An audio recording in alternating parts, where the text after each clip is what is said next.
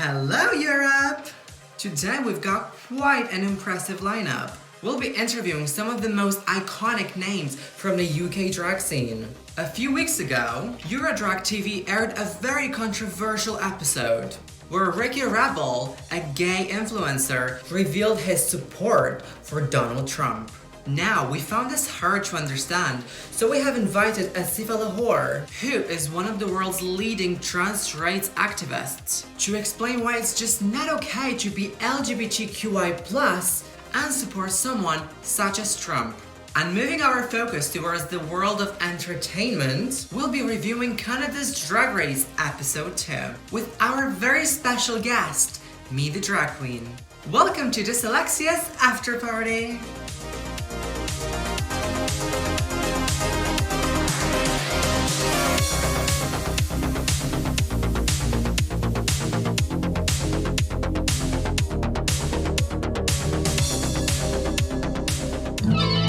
Don't tell my daddy. I like white guys.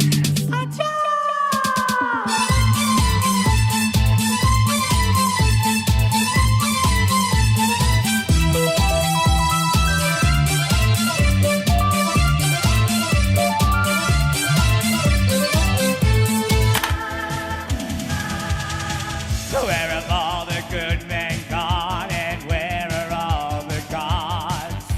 Where's the streetwise Hercules to fight the rising odds? Isn't there a white knight upon a fiery steed? Late at night I toss and I turn and I dream of what I need. I need a hero. This is me.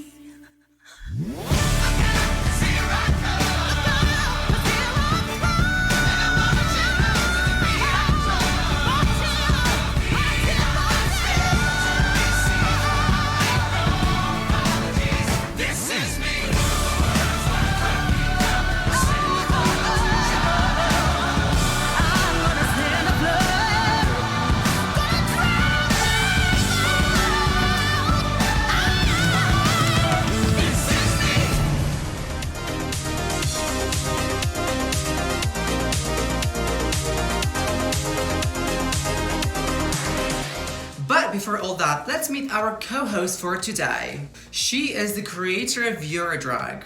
She's been around before most of us were born. She is my drag mother, but even I don't know her real age. It's Linda Gold. Hello, it's Linda Gold from Eurodrag TV. Welcome. Today we are at Le Village in Brighton to interview the fabulous Stephanie Von Clitz. So here we are, Le Village in Brighton. Let's go and have a bevy. Let's check out the garden. Let's see what's happening out there. Ooh, camp. So that's your little tour of Le Village in Brighton. Let's go inside and check out what Stephanie's up to, and then we'll hand you back over to Dyslexia in the studios in Liverpool. Whilst Linda queues up for a drink and looks for Stephanie, let's introduce our first guest. She is Britain's first out Muslim drag queen, who was listed on the 2020 Pride Power List. And now she's our Eurodrag ambassador. Good evening, ladies and gentlemen. I think you can do better than that. Good evening, ladies and gentlemen. Oh, thank you so much. My name is Asifa Lahore. I am Britain's first out Muslim drag queen. It took me a bloody long time to come out, but by God, I've done it. Hello, Dyslexia! Hi babe, how has the lockdown been treating you? Lockdown has been treating me fabulously, and the big news is I've been cast in a brand new Bollywood film featuring everything about drag. It's a first bit of exciting and exclusive news I'm giving you. Oh my god, we are really honored. Thank you for sharing that with us. We have invited you on to talk about Ricky Rebel's comments a few weeks ago on why he's supporting President Donald Trump. We let the interview continue because we respect free speech at Eurodrag. However, maybe you could explain on behalf of trans people why it's not possible to be LGBT plus and support the Trump administration. I just don't get how people from LGBT queer plus communities can support Trump or the Conservative Party in the UK. Now, Trump is a homophobe, transphobe, and he's a racist as far as I'm concerned.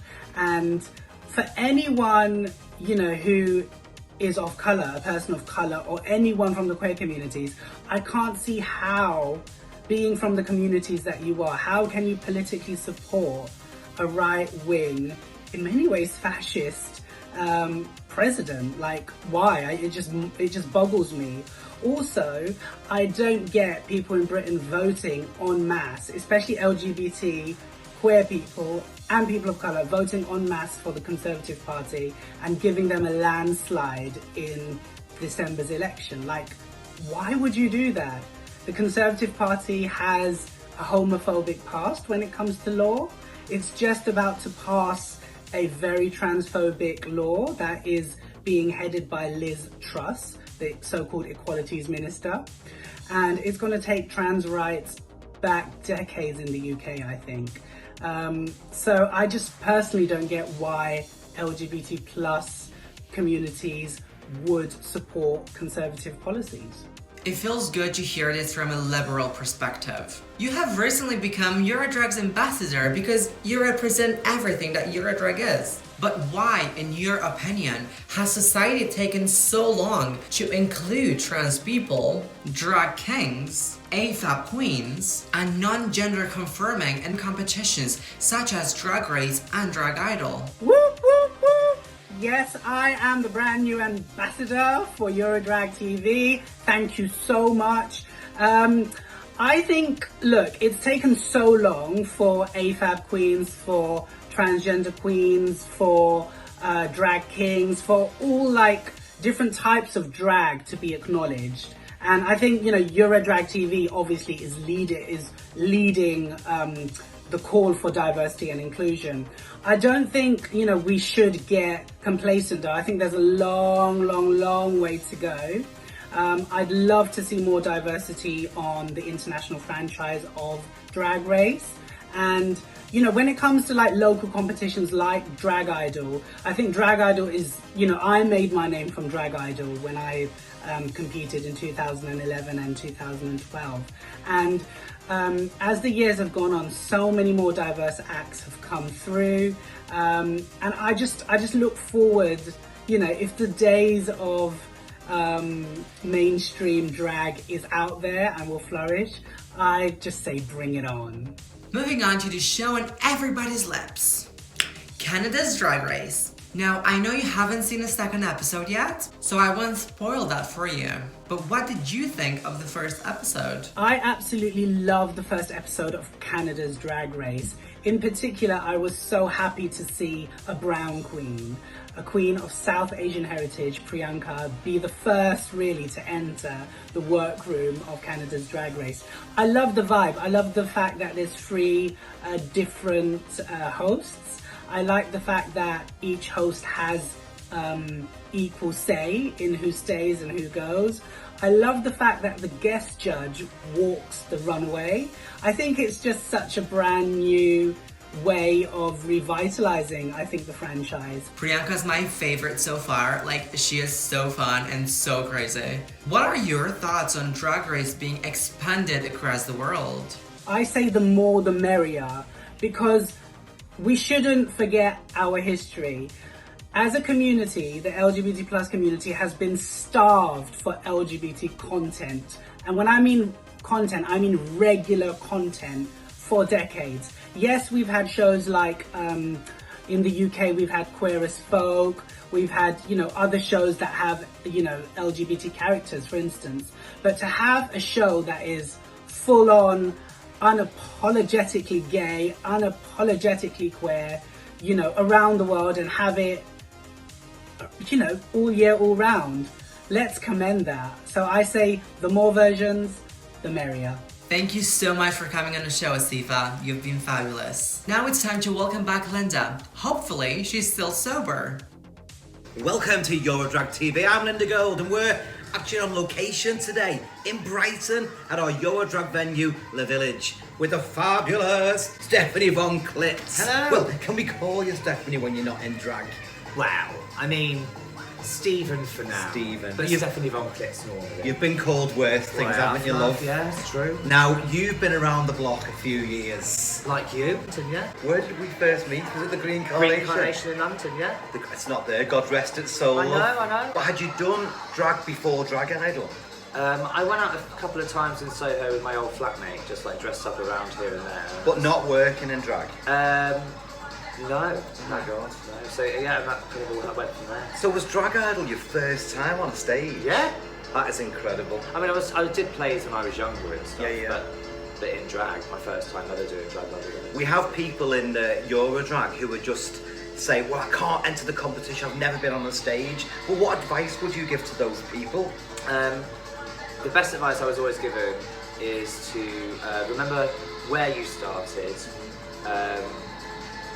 Nerves are great because you channel those nerves, and I think that's really cool.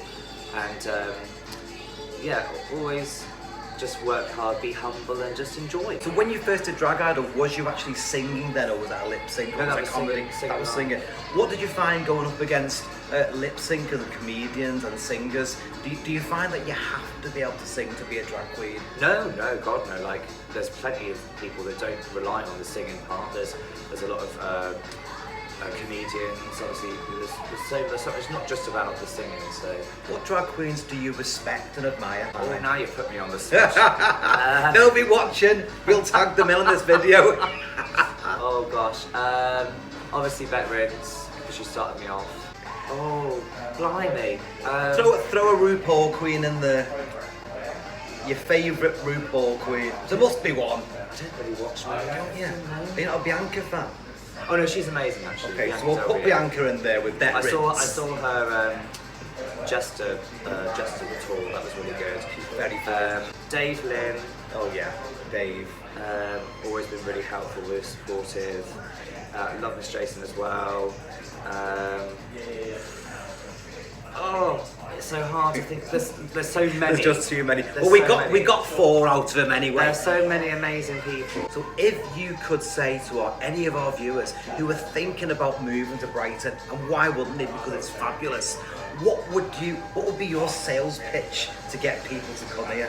Sales pitch too? I'm not very good at sales pitches. It's a party town, very, very welcoming, amazing place, amazing people, always something to do, amazing cabaret, maybe 7 nights a week throughout the whole city, and it's just really, really chilled and lovely. Well, I think you've sold it to me. Pack my bags and get out from Liverpool down to Brighton. Final question. Do you ever get to escape the UK? As you can see, we're from Europe. Well, Any plans to go abroad? I would love to go abroad a lot more, but I'm a terrifying flyer. All right. Like, I would need Valium if I was to fly. So, well, no drugs on Eurodrag, not even Valiant. but I've been to Sitges, that's a really lovely place. Fab, isn't it? I've never been to Benidorm actually. I'd love to go there. I just love to travel around more, so who knows, touch wood. Benidorm's campus It's tips. fun to just travel around and see different places, you know. Absolutely. Well, you're always welcome at our Eurodrag venues. Thank you you. for coming, Stephen. Thank you so much for having me. And Thank you. Stephanie. And we'll see you next time. Definitely. See you soon. Thank Back- you. Yeah, see you soon. Back to Liverpool.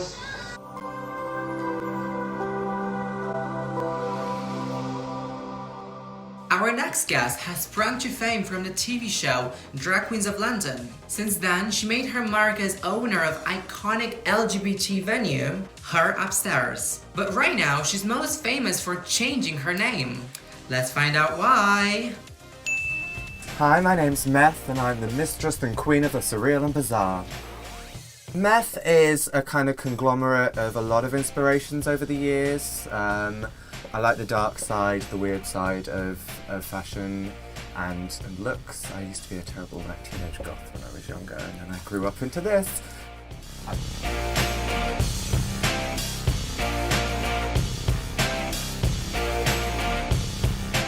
Drag Queens of London, coming soon. Hey, this Alexia. Thank you for having me on. Pleasure to be here. Hey me! Before we start, let's get this out of the way. Why have you changed your name from Meth to Me the Drag Queen? I was just kind of at a time in my life where I wanted a bit of a fresh start. I wanted to kind of draw a line under everything I'd achieved as Meth and have a little bit of a running jump into a new life, shall we say. And then coronavirus happened and I've just been at home baking most of the time. But I can't wait to get back out there and show you what I'm all about. What me's all about. Yeah, Mr. Trick there, didn't I? Well, there you have it, kids. Now you'll know. Moving on to Canada's Drag Race. This week, Kayn and Tynomi Banks were the bottom two, which resulted in Kayn leaving the show. What are your thoughts on the show so far? Well, I am loving it so far. What I find quite endearing sort of rough and ready charm to it so far. They're still kind of like finding their feet, but I find that like sometimes a bit more interesting than something that's like very slick and super polished like the American one is after, you know, they've been doing it for how many years now, of course. So yeah, there's times when that stands in their favour, there's times when it, I think, goes against them. I think they're still getting used to the kind of format of there being 3 judges. I'm not really sure if the like guest celebrity host thing necessarily works for me, but other than that, I think there's an amazingly talented cast. I particularly like the older gals. I tend to be quite interested in those sort of queens who've been around a long time and have been treading the boards for many years. So I'm hoping that we get to see more of the sort of like rich drag history of Canada come out through queens like Rita and Anastasia and Tynomi. This week's runway theme was Not My First Time, where the queens had to recreate their first ever looks. What were your thoughts on the outfits? This runway was one of my favourite ideas for a runway ever. Like redoing your first time in drag, I think was really cute, and by and large, I quite enjoyed everyone's runways. There were a few that I was like, did you reimagine or did you just wear the same thing again? I'm not going to bring up exact specifics because I don't want Twitter coming for me. But I do think Lemon did turn out a really great runway. I think she was probably my winner for the night in terms of runway. That gown was stunning. Yeah, Lemon is definitely starting to shine through. This week's Maxi Challenge was an acting one, which was inspired by Heritage Minutes short films, where the queens were divided into 2 groups. What were your thoughts on the acting?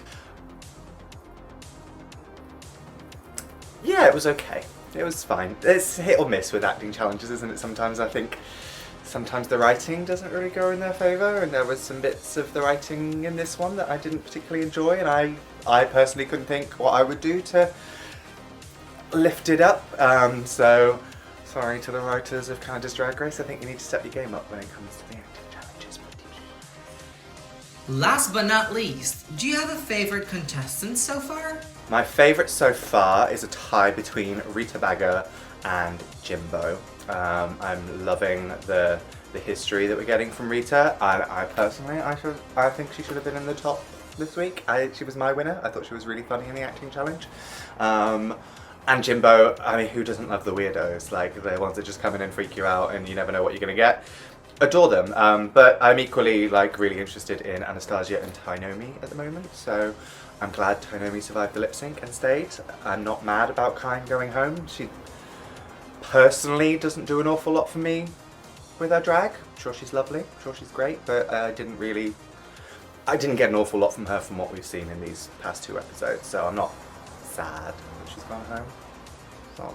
Me, how come we've never seen you in Drag Race UK yet? Hey, I'm just assuming they're saving me so that I can win season 3 or 4 or 5. I hope it's not any later than that. I'm going to be too old to compete after that. And if you went on the show, who would you want to be in there with you? I want to be there with Lydia Lescabies because we would have such a fun time. I think she'd be a great person to keep you grounded through the competition, partly because she's good fun, but also because she's quite a mess, so in comparison, you'll always have your shit together.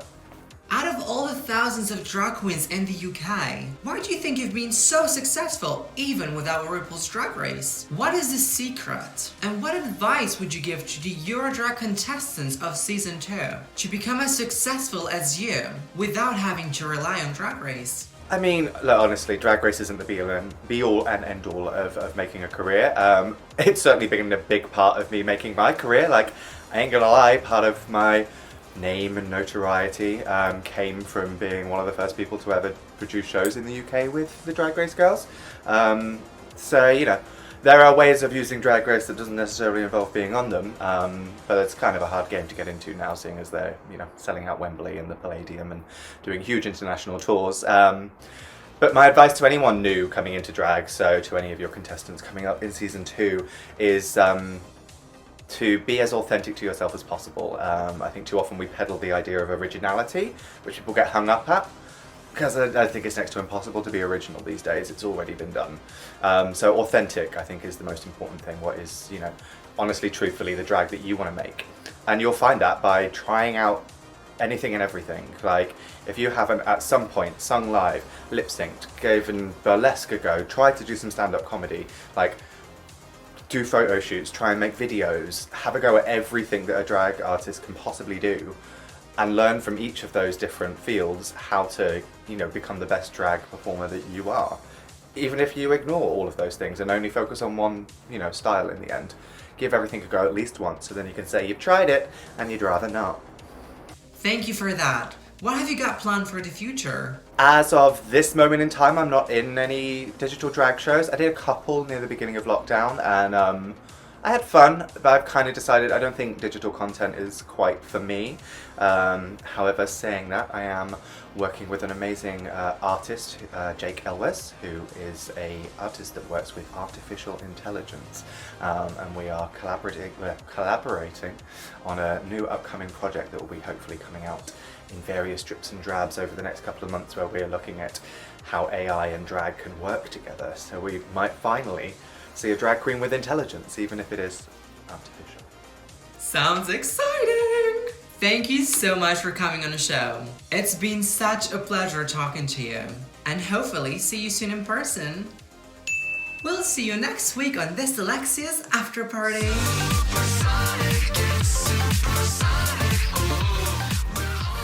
Match me! Oh, like a phoenix from the ashes, Eureka is back. You found it. How you doing, mis amores? Are you ready to see my cuckoo again?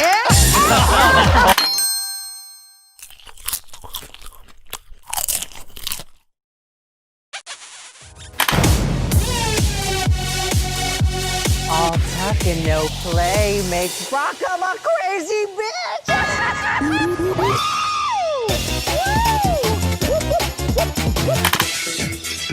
I hope your girl got a sweet tooth because Candy's in the motherfucking house. Uh-oh. She's got a tagline.